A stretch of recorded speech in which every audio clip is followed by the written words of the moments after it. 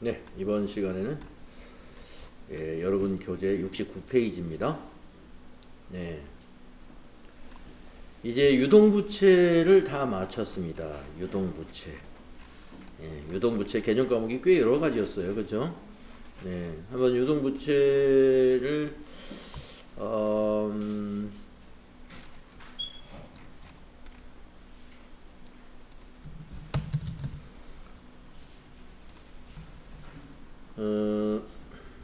선수금까지 우리 적어봤는데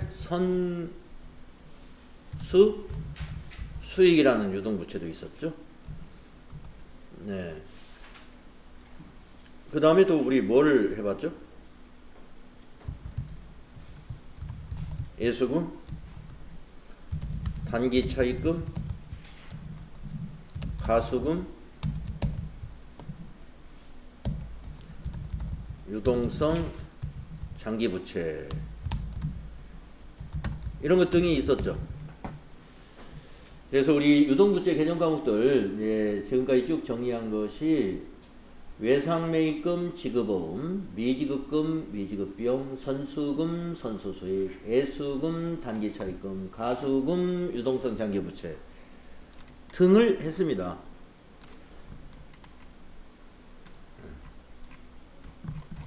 그래서 오늘 유동부채를 다 마무리했습니다.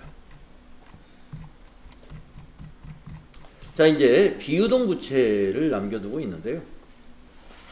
자, 비유동부채라는 것은 결산일로부터 상환기한이 1년 이후에 도래하는 장기부채, 조금 여유가 있죠. 1년 후에 만기가 돌아오는 거고, 지금 앞에 있는 우리 유동부채에서는 매입채무나 미지급금은 당장 1년 안에 갚아야 되는 부채였기 때문에 우리가 앞에서 그랬죠. 유동부채보다 뭐가 더 많아야 된다? 유동자산이 더 많아야 부등호를 이렇게 할까요? 유동자산이 더 많아져야 좀 숨통이 막히지 않을 것이다. 자, 그러면 비유동부채의 종류를 보겠습니다. 비유동부채에는 어떤 개정 과목들이 있느냐? 첫째, 사채. 자, 사채라는 것은요, 주식회사가 즉 법인이죠. 법인이 장기자금을 조달하기 위해서 발행하는 채무증권을 말합니다. 그러니까 개인회사는 사채라는 개정 과목을 아예 쓰지도 않겠죠. 법인이 아니니까 사채 발행도 할 자격이 안 돼요. 개인회사는. 그래서 이제 우리가 사채를 발행하려면은 금융감독원에 신고도 해야 되고, 거기에서 심사를 거쳐서 어느 정도 신용도가 있는 기업이 사채를 발행할 수 있습니다. 그래서 주식회사가 장기자금을 조달하기 위해서 발행하는 채무증권이에요. 대개 은행에서 기업들이 돈을 빌리면 단기입니다. 단기. 1년, 2년. 근데 이 사채는 최소 3년이에요. 그래서 보통 3년짜리를 많이 발행합니다. 계약에 따라 일정한 이자를 지급하고 일정한 시기에 원금을 상환할 것을 약속하는 증서예요. 그래서 사채를 발행한 기업은 사채 이자를 해마다 1년에 2번 주기로 했으면 2번, 6개월마다 한 번씩, 1년에 한 번 주기로 했으면 1년에 한 번씩 이자를 지급해 주고요. 만기 때는 원금을 돌려주기로 약속이 된 것을 사채. 그래서 사채는 보통 3년이기 때문에 비유동부채. 만기가 보통 3년입니다.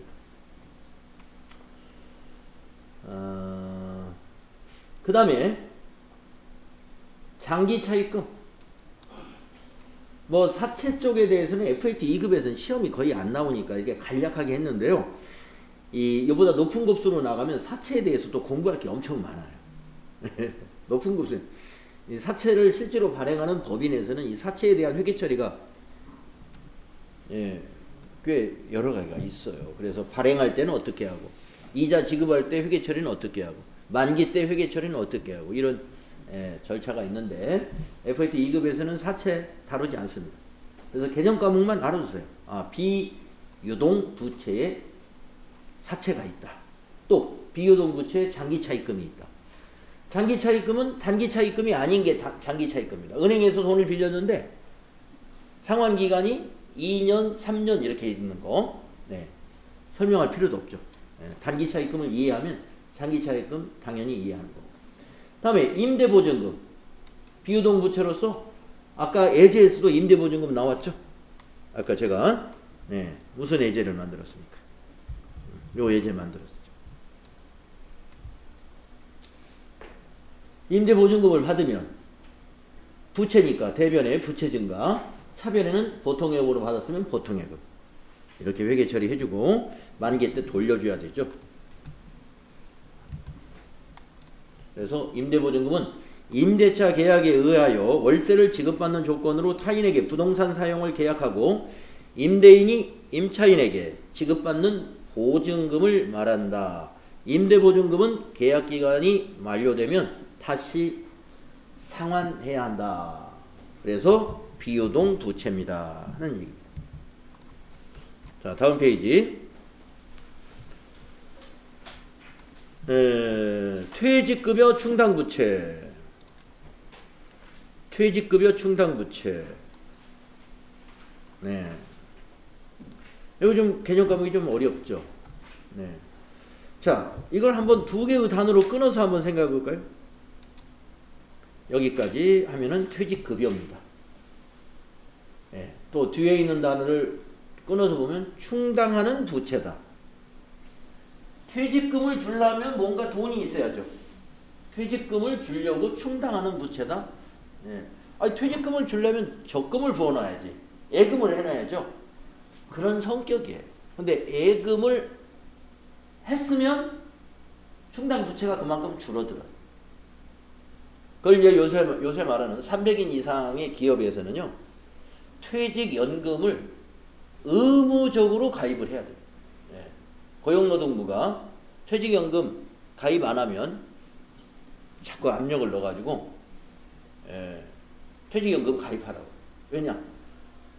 우리나라가 그 어려운 시절들을 겪었죠. 예. IMF, 또 금융위기, 또 이번에는 이제 전 세계가 이제 코로나 위기를 겪고 있는데, 이런 어려운 시기를 겪을 때 어려운 사람들이 가장 타격을 많이 받는다는 말이 있지 않습니까?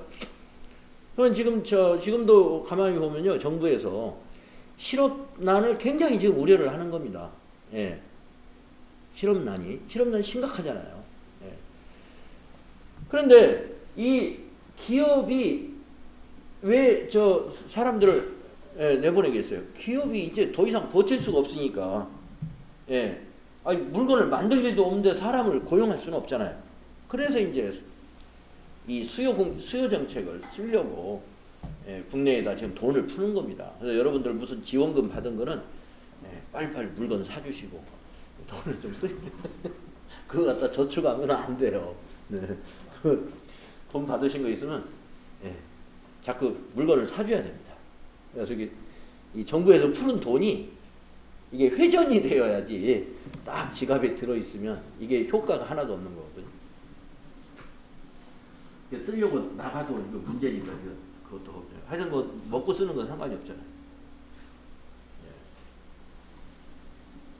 자, 퇴직급여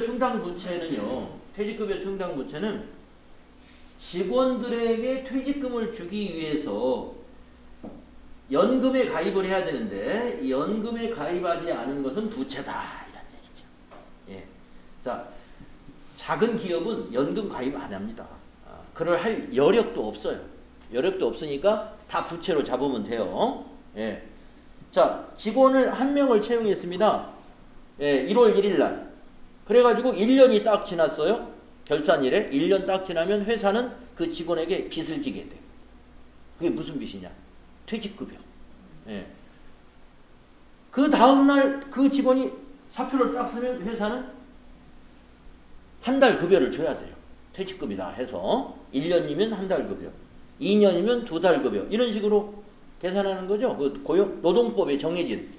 그리고 회사에 별도의 퇴직급여에 관한 규정이 있을 수도 있죠. 있는 회사가 대부분이고 없다면 최소한 노동법에서 정하는 퇴직금을 줘야 됩니다. 그래서 우리는 어떻게 한다? 결산 때 우리 회사 직원들의 퇴직급여를 계산합니다. 그러니까 우리 회사 직원이 만약에 10명이다. 10명의 퇴직금을 딱 계산했더니 2억 원이 나왔어요. 그러면 2억 원을 부채로 잡아주는 게 이 계정가입니다. 언제? 결산 때. 그래서 이것도 설정을 결산 시 설정한다. 한번 내용을 읽어보겠습니다. 회사의 퇴직급여 규정에 의하여 직원이 퇴직할 때 지급해야 할 퇴직금을 충당하기 위하여 설정하는 계정과목으로 퇴직급여 충당 부채 설정 시에 퇴직급여 충당 부채 계정에 대변에 기입하고, 부채니까 부채를 증가시키는 거니까 대변에 기입하고, 퇴직금을 지급할 때는 그럼 어떻게 하느냐? 그 부채를 감소시켜 주는 거예요. 그래서 퇴직급여 충당 부채 차변에 기입한다. 자, 결산 때 퇴직금을 계산했어요. 그때 퇴직급여 충당 부채 대변에다 기록하고, 직원이 나갑니다. 나갈 때 부채가 감소하는 거예요. 그래서 퇴직급여 충당 부채 차변에 기록한다. 자, 밑에 예제가 나와 있죠. 자, 이거는 지금 결산입니다. 결산. 즉 12월 31일 날 이렇게 회계 처리합니다. 자, 우리 회사 퇴직급여를 계산했더니 2억 원이에요. 2억 원. 그러면 차변에 퇴직급여 2억 원. 비용을 발생시키는 거예요. 그리고 대변에 그 비용을 발생시켰지만 아직 직원이 안 나갔으니까 돈을 안 주잖아요. 그러나 부채, 퇴직급여 충당 부채 2억 원. 이렇게 잡습니다. 그래가지고 요게 잡을 때가 2020년 12월 31일이라고 보겠습니다. 그리고 이제 결산이 끝나고 2021년 새해가 돼서 이렇게 꽃피고 좋은 봄날 5월 한 1일 날쯤에 직원이 한 명이 사직서를 냈습니다. 예. 근데 그 사람의 퇴직금이 5천만 원이에요. 5천만 원. 그러면 이 사람의 퇴직금에 대해서 비용 처리는 작년에 이미 다 해놨어요. 여기 퇴직급여 작년에 결산 때. 그러니까 또 비용 처리하면 안 되죠. 비용 처리를 안 하고 직원이 나가면 부채가, 우리 회사는 부채가 감소했구나 해가지고 퇴직급여 충당 부채 5천만 원 줄여줘요. 그리고 대변은 현금으로 5천만 원을 줬다면 현금이고 보통예금으로 이체시켰으면 대변이 보통예금 자산감소. 이렇게 회계 처리한다. 네. 그런데 자, 그렇게 하면 이제 퇴직급여 충당 부채 얼마 남았나요? 2억 잡아놨다 5천만 원 나갔네요? 그러면 1억 5천 남았죠? 자, 5월 달에 한 명 퇴사하고 6월 달에도 한 명 퇴사하고 한 8월, 9월, 10월쯤 됐습니다. 그런데 퇴직급여 계산이 잘못됐는지 퇴직급여 충당 부채가 남은 거 1천만 원밖에 안 남았는데 마지막에 지금 10월 달에 퇴직자가 한 명 발생했는데 그 사람 퇴직금이 2천만 원이에요. 그러면 퇴직급여 충당 부채 1천만 원인데 안 되잖아요. 그래서 퇴직급여 충당 부채에서는 1천만 원만 상계시킬 수가 있고 나머지 1천만 원은 어쩔 수 없이 당기의 비용으로 1천만 원 이렇게 처리합니다. 모자랄 때는 우리가 우리 퇴직급여를 작년에 계산하는 것이 올해 퇴직할 때 딱 맞지 않죠? 이거 왜 그러죠? 이건 작년 12월 31일 기준으로 퇴직급여를 계산한 거고. 네. 어떤 회사는 6개월 넘으면 1년 쳐주는 회사도 있어요. 예. 1년 3개월, 그러면 그냥 1년. 1년 6개월이 됐네? 그러면 2년. 이렇게 쳐주는 회사가 있다, 이거죠. 그러면, 아까 후반기, 7월, 8월, 9월, 10월, 요때 퇴사하는 사람들은 1년이 더 한 달치 봉급이 더 나간다. 더 받는다, 이거죠. 기간이 그 근속기간이 더 늘어나가지고. 그렇기 때문에 뒤에는 안 맞을 수도 있습니다. 그래서 퇴직급여 충당 부채가 다 떨어지면 모자라면 그냥 단기의 비용, 모자라는 것은 비용 처리하는 거예요. 네, 이렇게 회계 처리할 겁니다. 자, 그 다음에 여기서 지금 연금은 안 나왔는데, 연금 제도를 뭐 시험을 본다면은 연금 제도를 꼭 알아야 되는데, FAT 2급에는 연금 제도는 안 나올 수가 있어요. 안 나오지만 여러분들이 굉장히 지금 학구열이 높아가지고요, 이걸 알려드리고 가야 될 것 같아요. 자, 그 퇴직연금의 납입 시 회계 처리를 알아보겠습니다.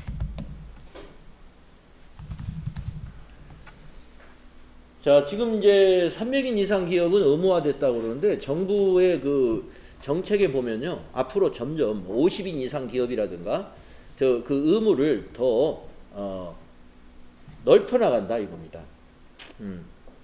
그래가지고 장기적으로는 이제 모든 기업, 뭐 5인 이상 기업까지도 전부 퇴직연금에 가입을 시켜서, 이 퇴직연금 제도를 둔다는 것은 그만큼 근로자가 나중에 안정적으로 퇴사할 때 퇴직금을 안정적으로 받을 수 있는 거죠. 지금처럼 갑자기 이런 재난과 같은 이런 아주 불행한 사태가 갑자기 몰려왔을 때 회사가 망하면서 종업원까지 같이 망하면 안 되잖아요. 종업원 퇴직금은 그래도 보장을 해줘야 되겠다. 미리 연금을 부어놓으면, 회사 종업원이 퇴직할 때 보험회사나 은행에서 퇴직금 받아가는 거예요. 회사는 능력이 없어도 이미 회사가 납입한 게 있으니까. 그게 연금제도라는 거죠.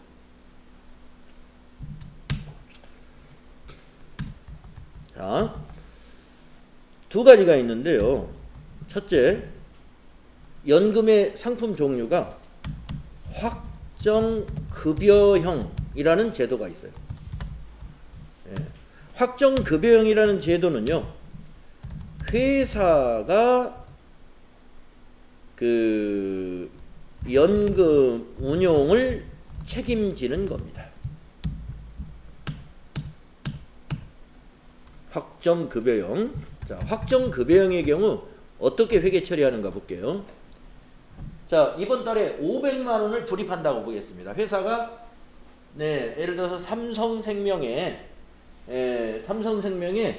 우리 회사 퇴직연금 500만 원 납입액을 4월 달에 불입을 했어요. 근데 그 연금은 확정급여형이라는 연금이고, 그러면 어떻게 분개하느냐?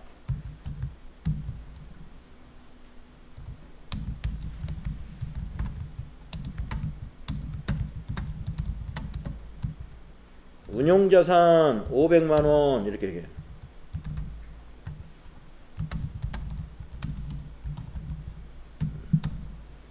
퇴직연금 운용자산, 이게 자산이에요. 회사가 불입하고, 이거 아직 회사 거예요. 회사 거. 회사가 책임을 지니까 대변에는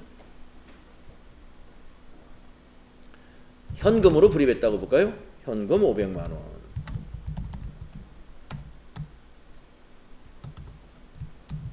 자산 감소. 회사가 불입을 하면 이렇게 회계 처리합니다. 현재 이렇게 생각할 수가 있겠네요. 아니, 현금으로 가지고 있으나 여기 통장에 넣어놓는구나. 그게 그거 아닌가? 회사에서 이거 찾아 써버리면 그만이지. 못 찾아요. 네. 이 상품은 회사가 넣는 건 넣는데 찾으려면 반드시 퇴직자가 있어야 돼. 네. 그러니까 운용은 회사 명의로 하는데, 이 운용은 회사 명의로 하는데, 그냥 보통예금 찾듯이 돈이 필요하다고 그래서 얼마를 거기서 빼낸다든가 이렇게 뭐 안 해요. 미리 그 보험회사하고 약정을 맺을 때 인출이 불가능한 걸로 딱 약정을 맺습니다. 근데 언제 인출하죠? 종업원이 퇴사할 때, 퇴직금 불입할 때 서류 챙겨서 거기 보험회사에 주면 돼요. 그럼 보험회사는 그 퇴직금 산출 내역을 보고 그 사람이 해당되는 걸 딱 넣어줍니다.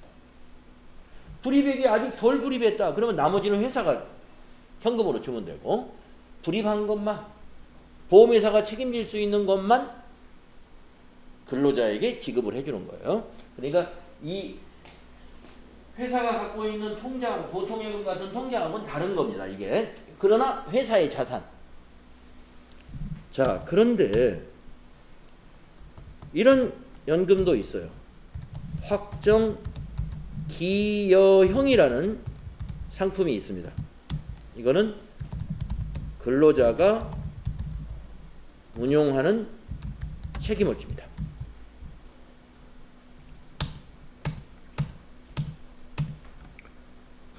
확정 기여형이라는 퇴직연금은 근로자가 책임을 진다. 이 말은 무슨 말이냐?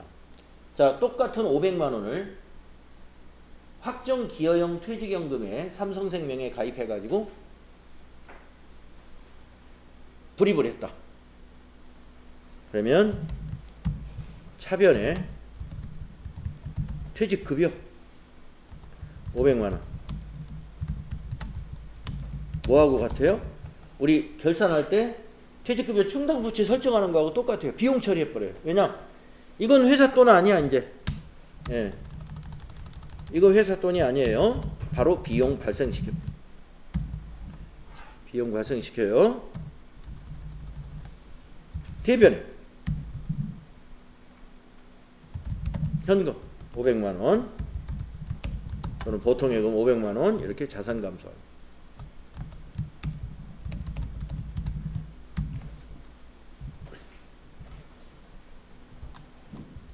자, 그래서요. 확정 기여형 제도하고 확정 급여형의 제도에서 회사가 연금, 퇴직연금에 납입을 할 때 회계 처리하는 방법이 다르다 하는 거 아니에요. 그러면 여기서 이런 고민이 생깁니다. 이거 하기 전에 지금 금방 퇴직급여 충당부채 설정이라는 걸 우리가 배웠는데 퇴직급여 충당부채 설정할 때 결산 때 1년치 퇴직금을 계산해 가지고 차변의 퇴직급여, 대변의 퇴직연금, 아니요 퇴직급여 충당부채, 부채 증가 이런 회계 처리를 한다고 지금 여기서 금방 배웠단 말이에요. 요거 퇴직급여 처리하고 부채 증가시키고. 그러면 이거하고 중복되지 않느냐. 확정 기여형 퇴직연금은 회사가 납입할 때 다 비용 처리했는데 또 결산 때 또 퇴직금 계산해가지고 또 비용 처리하고 퇴직급여 충당 부채 설정할까요? 네.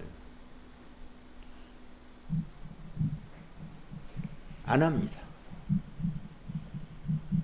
퇴직급여 충당 부채 설정하지 않아요. 이 확정 기여형 퇴직연금 제도에 가입된 회사는 조금 전에 우리 교재에서 배웠던 퇴직급여 충당부채 결산 때 설정하는 작업을 안 합니다. 예.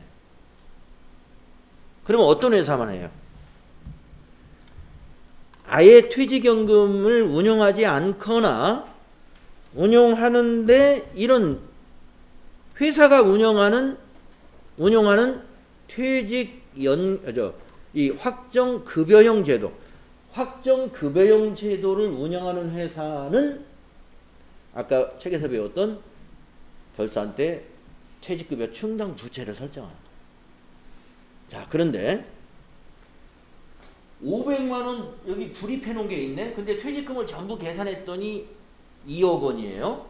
그러면 이런 확정급여형 제도를 운영하는 회사에서는 퇴직급여 충당 부채를 설정할 게 퇴직급여 계산해 보니까 2억이더라. 2억 중에서 2억을 다 저기로 안 잡아놓고 요만큼은 불입한 거는 뺀 나머지를 부채로 잡을 수 있어요. 그래서 자, 확정급여형 제도에서 퇴직급여 충당 부채를 설정하는 작업을 하는 거고 확정기여형 제도에서는 퇴직급여 충당 부채를 설정하지 않는다. 요거까지 알아두시면 되겠습니다. 네, 근데 FAT 2급에서는 거기까지 시험이 안 나올 것 같아요. 자, 다음은 5번 장기 미지급금. 네. 장기 미지급금도 장기 외상 매출금하고 성격이 같아요. 예. 그러니까 식당에 가서 밥을 먹고 회식을 했는데 사장님 우리 회사 형편이 어려우니까 내년에 밥값을 드리겠습니다. 이게 장기 미지급금이죠. 예. 우리가 신입사원이 들어와서 책상이 하나 필요해가지고 가구점에 책상을 하나 시켰는데 가구점 사장님한테 그 책상값은 내년에 드리겠습니다. 그 내년은 1년 후를 말하는 거예요. 1년 후. 그러니까 뭐 12월 달에 사면서 내년 1월이다 그러면 한 달밖에 안 되니까 그거는 그냥 미지급금인데 12월 1일 날 사면서 내년 12월 1일 날 주겠다. 이게 장기 미지급금이죠. 1년을 넘으니까. 네. 장기 미지급금 현실성이 없죠. 그러나 개정 과목은 있을 수 있다. 네. 여기까지가 뭐예요? 비유동 부채. 네. 그래서 부채가 끝났습니다. 네. 부채가 끝났죠? 네. 다음은 자본.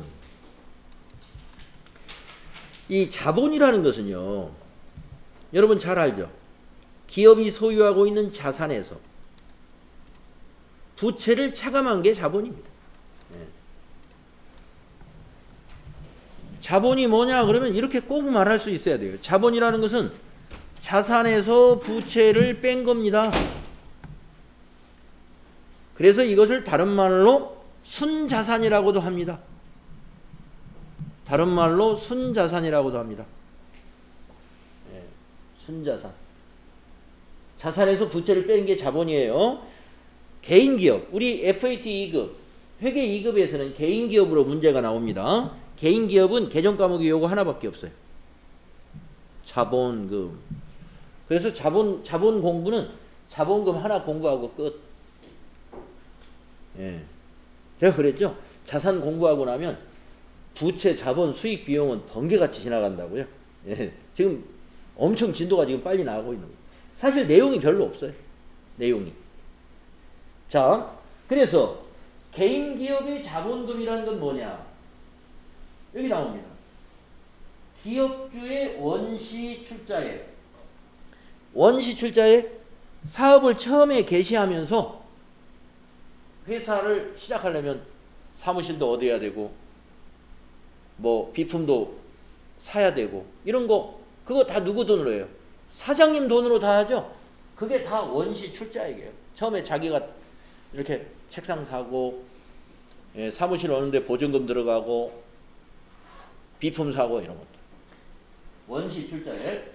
자, 그런데 처음에 출자한 걸로 계속 돈만 벌 수 있느냐? 하다 보면 돈이 모자라요. 그러면 또 추가로 또 출자를 해야 됩니다. 예. 근데 이게 추가로 출자하다 보니 돈이 좀 벌려졌어요. 예, 돈이 벌립니다. 아, 그래서 회사에 현금이 좀 돌아가고 회사 통장에 잔액도 많이 있어요. 그러면 사장님이 어떻게 하느냐? 예, 회사 돈 빼가요. 회사 돈을 빼가. 집에서 먹고 살아야죠. 예. 여행도 가야 되고, 그러니까 회사 돈 가지고 자기 여행 가고 그래요. 개인 기업은 아무 상관없어요. 예. 회사 돈이 내 돈이에요. 사업자는, 개인 사업자는. 그걸 인출해야 돼요. 인출. 회계 처리도 간단해요. 자본금에서 인출시키면 돼요. 자본금 감소 바로.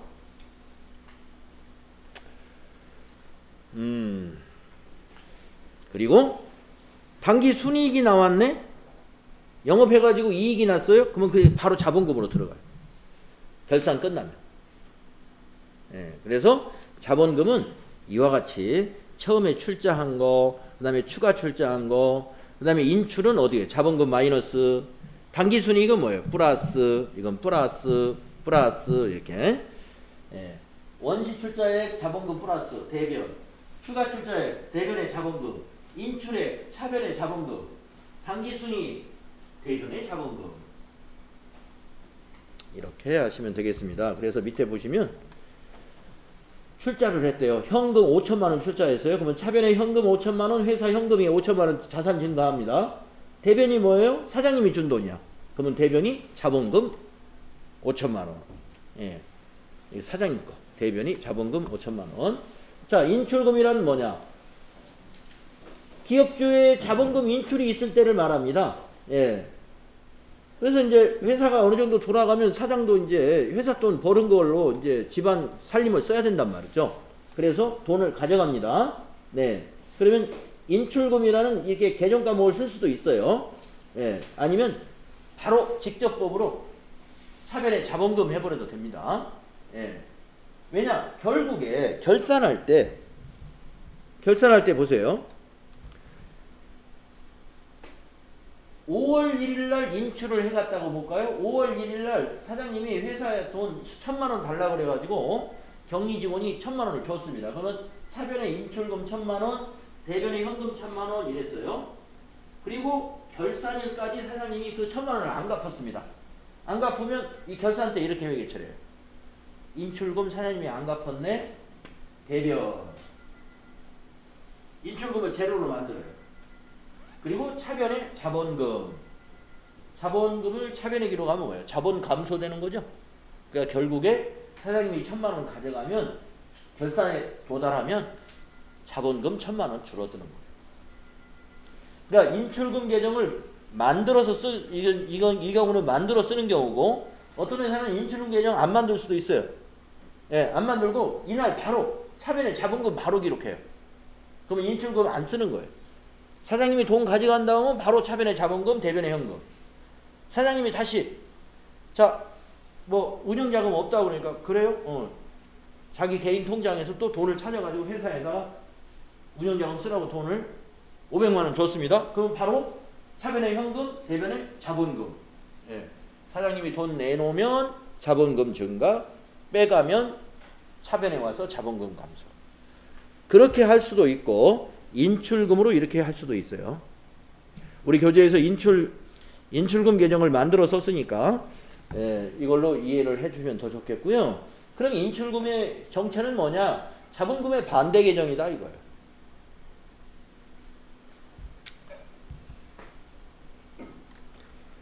인출금은 기업주가 돈을 가져갔을 때 차변에 기록하는 겁니다. 인출금은 자본금의 반대니까. 기업주가 돈을 내놓으면 어떻게 돼요? 대변의 자본금이에요. 대변의 자본금. 예. 자, 이렇게 해서 자본이 끝났다. 그러면 이제 자산부채 자본, 예, 정리가 다 끝났습니다. 우리가 이제 법인의 경우는요, 자본에 대한 개정 과목만도 1시간은 설명을 해야 돼요. 자본에 대한 개정 과목이 굉장히 많아요. 법인의 경우는. 그런데 개인 기업은 지금 보는 바와 같이 하나예요. 하나. 그러니까 매우 간단하다. 개인 기업은 매우 간단하다. 법인은 출자라는 것을 주주를 통해서 출자를 하기 때문에 주식을 발행하는 기업, 법인과 주주라는 두 객체 간에 거래가 형성이 되는 거예요. 그렇기 때문에 자본 관련 거래에 회계 처리를 해야 돼. 개인 기업은 아까 말씀드린 대로 회사 자체가 기업주 거예요. 회사 자체가 기업주. 그래서 회사의 사업소득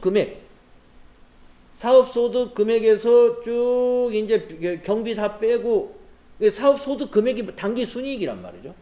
예, 거기에 대해서 세금 내는 것도 사업주의 세금이에요. 예, 회사의 세금이 아니라 사업주의 세금. 그래서 개인 기업하고 법인이 회계 처리가 이 자본에서 많이 다릅니다. 자, 그러면 이제 우리는 남은 것이 뭐가 남았느냐? 수익과 비용이 남았다. 이 수익과 비용은 뭐냐? 손익계산서 관련된 개정 과목이다. 손익계산서 관련된 개정 과목이다. 네. 그래서 제가 이제 오늘 이론이 끝날 수 있다는 게 참 맞았네요. 예. 수익과 비용, 예. 72페이지에서부터 한 장, 두 장, 세 장. 예. 양으로 3장밖에 안 됩니다. 예. 그래서 손익계산서 한번 볼까요? 손익계산서는요, 여기 보시다시피 기간으로 이렇게 쓴다는 거, 언젠가 제가 여러분에게 말씀드린 것 같은데, 재무상태표는 이렇게 절대 기간으로 안 써요. 그러니까 손익계산서는 2020년 1월 1일부터 2020년 12월 31일까지 라고 하는 이유가 뭘까요? 손익계산서는 원래 일정 기간의 경영성과를 나타내는 재무제표다. 이걸 잘 기억하셔요. 경영성과를 나타내는 내용이 바로 얼마 벌어서 얼마 썼냐, 이것을 경영성과라고 해요. 벌어들인 수익금액이 얼마고 지출한 비용은 얼마냐, 그게 경영성과인데 이거는 항상 기간 개념이다. 언제부터 언제까지. 그런데 우리가 앞에서 배웠던 자산부채 자본의 잔액을 표시하는 재무상태표라는 재무제표는 일정 기간이 아니고 일정 시점이었다 하는 거 여러분 좀 기억을 더듬으셔야 돼요. 일정 시점이었다. 시점 이렇게 써야 되네. 시점. 자, 그래서 수익의 2개, 비용의 3가지. 지금 칠판에 남아있네요. 자, 수익 2가지가 매출액, 수익, 영업의 수익, 수익. 예, 대변에 수익 2개 있죠.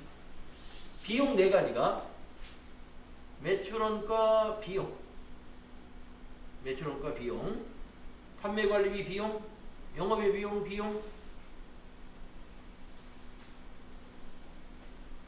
저기 3가지밖에 없네요. 예, 법인세도 비용이에요. 법인세도. 예, 법인세 비용이라고 해요.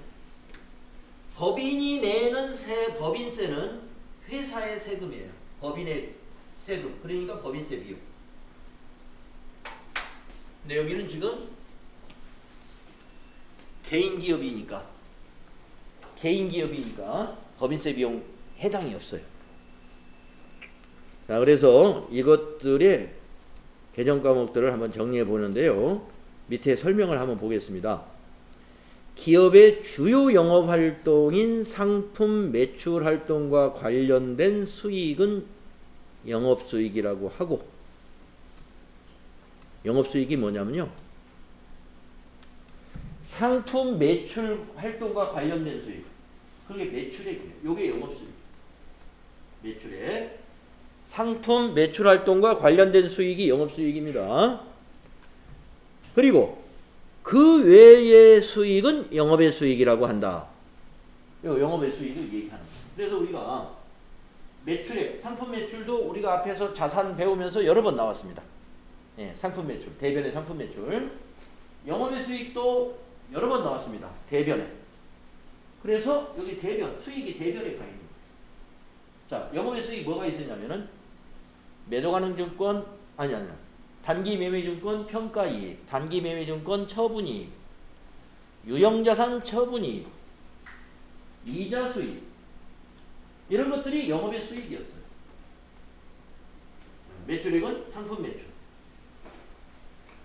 자, 그 다음에 두 번째 줄 중간쯤에, 자, 영업수익인 매출액에 대응하는 비용은 매출원가라고 한다. 네. 이 매출원가라는 비용은 뭐에 대응돼요? 매출액에 대응된다. 그래서 매출액 밑에 바로 매출원가. 서로 대응되는 것을 나란히 해가지고 빼준 것을 매출총이익이라고 해요. 응? 힘들어요? 쉬는 시간이 됐어요. 네. 자, 매출액에 대응되는 비용이 매출원가라고 하고, 판매비와 관리활동, 판매와 관리활동과 관련된 비용은 판매관리비라고 한다. 네, 요 판매관리비가 뭔지 설명 나오죠? 그래서 매출해가지고 얻은 이익에서 판매관리비를 뺀 걸 영업에서 얻었다 해서 영업이익. 영업이익. 그 외의 비용은 영업의 비용이라고 한다. 그래서 우리가 판매관리비도 앞에서 자산 배우면서 여러 가지가 나왔어요. 예, 퇴직급여, 조금 전에 나왔던 퇴직급여도 판매관리비, 그냥 급여도 판매관리비, 이자는. 예. 네, 판매 관리 하여튼 뭐 몇 개 나온 것 같고 영업의 비용도 나왔습니다.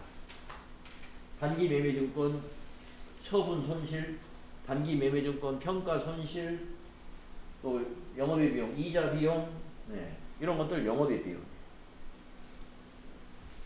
자, 그래서 지금 여기에 있는 내용이 여기에 있는 영업수익과 영업의 수익, 여기에 있는 그 비용을 요약해서 설명해 놓은 거예요. 요거 잘 이해해 둬야 되겠죠.